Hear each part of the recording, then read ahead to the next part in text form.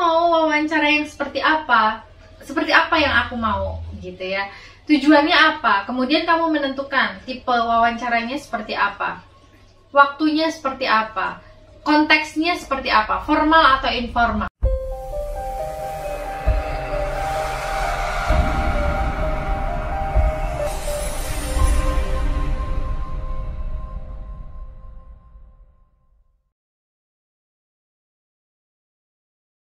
Bismillahirrahmanirrahim. Assalamualaikum warahmatullahi wabarakatuh. Alhamdulillah bertemu lagi dengan saya, dengan Destina Relija Mujahidah di channel Emak Bangsa. Semoga tidak bosan ya teman-teman dengan saya, dengan kostum yang sama gitu ya. Kita hari ini akan membahas tentang tipe wawancara. Apa saja itu tipe wawancara? Jadi tipe wawancara itu ada banyak ya, macam wawancara itu ada banyak. Yang pertama, wawancara itu ada namanya wawancara untuk riset atau untuk penelitian. Tujuannya itu apa? Untuk menggali kondisi psikis pada diri informan misalnya. Jadi bahasanya di sini adalah informan.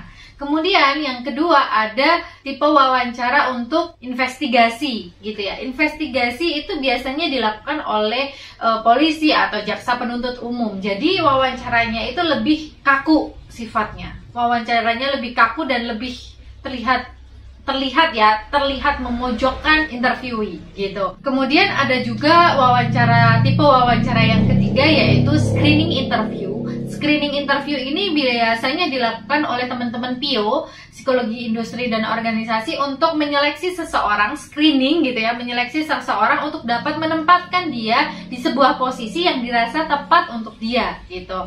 Jadi misalkan, oh ini orangnya itu terstruktur, oh ya orangnya ini sistematis, oh iya dia cocok saya tempatkan di bagian ini misalnya, oh tidak, dia lebih cocok saya tempatkan di bagian itu, misalkan kayak gitu. Jadi kepribadian karakteristik seseorang itu juga menentukan di mana dia itu cocok ditempatkan di sebuah perusahaan di mana gitu loh, di posisi yang mana. Nah, screening interview ini sebenarnya juga tidak hanya dilakukan di teman-teman psikologi industri organisasi saja, tetapi juga dilakukan oleh teman-teman di bimbingan konseling. Jadi teman-teman di bimbingan konseling biasanya men-screening gitu ya seorang siswa untuk menempatkan dia IPA, IPS atau di bahasa gitu. Dan memang ini wawancara dilakukan tidak hanya kepada siswanya saja, tetapi juga kepada orang tuanya misalnya, begitu teman-teman. Kemudian tipe wawancara atau macam wawancara yang keempat adalah determinate interview. Determinate interview itu apa? Iya, wawancara screening yang kita lakukan pada diri seseorang, biasanya di setting klinis, untuk mengetahui kondisi kejiwaan seseorang, kemudian untuk menentukan perlakuan selanjutnya yang tepat kita berikan ke klien gitu. Jadi misalkan tadi ya, contoh sebelumnya, di video-video sebelumnya kita membahas tentang speed delay. Kemudian dari wawancara gitu ya, ditemukan bahwa dia bisa keterlambatan bicara, selain karena dia itu screen time-nya itu terlalu banyak, dia juga di keluarganya itu keluarga extended family. Di dalam keluarganya, di satu rumah itu ternyata tidak hanya ayah dan ibu, tetapi ada nenek kakek yang mengajarkan dia bahasa Jawa Ngoko, neneknya, kemudian kakeknya mengajari dia misalnya Jawa halus atau kebalikannya, kemudian orang tuanya ngajarin dia bahasa Indonesia, kemudian oh ada tantenya ternyata gitu ya. Dari determinate interview itu ada tantenya, dia lulusan S3 luar negeri dan mengajari dia bahasa Inggris dalam berbicara keseharian. Akhirnya dia bingung mau pakai bahasa yang mana, dan itu yang mengakibatkan dia speed delay. Nah, determinate interview ini digunakan untuk memberikan intervensi selanjutnya itu apa, menentukan intervensi selanjutnya pada si anak yang speed delay ini, begitu. Kemudian tipe wawancara yang terakhir adalah persuasion. Persuasion ini biasanya digunakan oleh teman-teman dari psikologi industri organisasi untuk mempersuasi seseorang gitu ya. Misalnya kita seorang marketing di sebuah perusahaan kecantikan kosmetik gitu ya. Kita hunting ke kampus-kampus mencari mahasiswi-mahasiswi, kemudian kita coba wawancara dia. gitu ya, wawancara dia mengenai kesehatan kulit, kemudian mengenai pola makan yang bisa membuat jerawat misalnya. Kemudian pada akhirnya dia bisa mempersuasi orang ini atau interviewinya ini untuk bisa menggunakan produk yang dia tawarkan. Awalnya sih mungkin akan mempersuasi dia, diawali dengan menanyakan jenis kulit, tipe kulitnya apa, kemudian masuk ke apa yang biasa dia konsumsi, kemudian masuk ke produk-produknya gitu ya. Apa yang dia konsumsi, apa yang tidak boleh dia konsumsi, habis itu menjelaskan tentang tipe-tipe produk dan pada akhirnya menjelaskan ke dia, nih produk yang paling tepat, paling sesuai untuk kamu. Itu adalah tipe wawancara yang terakhir. Nah, sebenarnya tipe persuasi ini tidak hanya digunakan oleh mereka para sales ya, atau teman-teman di psikologi industri organisasi, tetapi juga digunakan oleh, saya ambil contoh, penyebar paham radikal. Jadi memang karena salah satu fokus saya adalah tentang psikologi terorisme gitu ya. Jadi saya mempelajari tentang radikalisasi dan deradikalisasi pada narapidana terorisme remaja. Ketika itu saya jadi tahu nih, oh ternyata para penyebar paham radikal itu melakukan wawancara tipe persuasi ini ke target yang dia jadikan sebagai pelaku teror atau yang dia jadikan sebagai pelaku bom bunuh diri, pengantin bom bunuh diri. Jadi awalnya ketika itu mereka, para penyebar paham radikal ini berusaha untuk melihat pola pemahaman seseorang tentang politik, tentang agama, kemudian tentang sosial, kehidupan sosial bermasyarakat itu seperti apa. Dan misalkan ketika seorang target yang dia bidik untuk menjadi pelaku pengeboman itu memiliki sedikit rasa kebencian kepada pemerintah dan dia memiliki social identity yang rendah gitu ya, dia akan berusaha untuk merubah kekecewaan, kebencian kepada pemerintah itu menjadi lebih kuat lagi gitu ya, kepada penegak hukum itu menjadi lebih kuat lagi. Dan pada akhirnya ketika dia itu sudah ada di tahap radikalisasi, indoktrinasi pemahaman jihadnya dia itu sudah benar-benar sangat kuat, yuk kita melakukan aksi teror gitu ya. Jadi awalnya itu dipersuasi dulu gitu, wawancara bagaimana nih tanggapanmu terhadap kekejaman aparat penegak hukum kepada ulama misalnya. Wah, sekarang itu banyak sekali kriminalisasi ulama misalnya.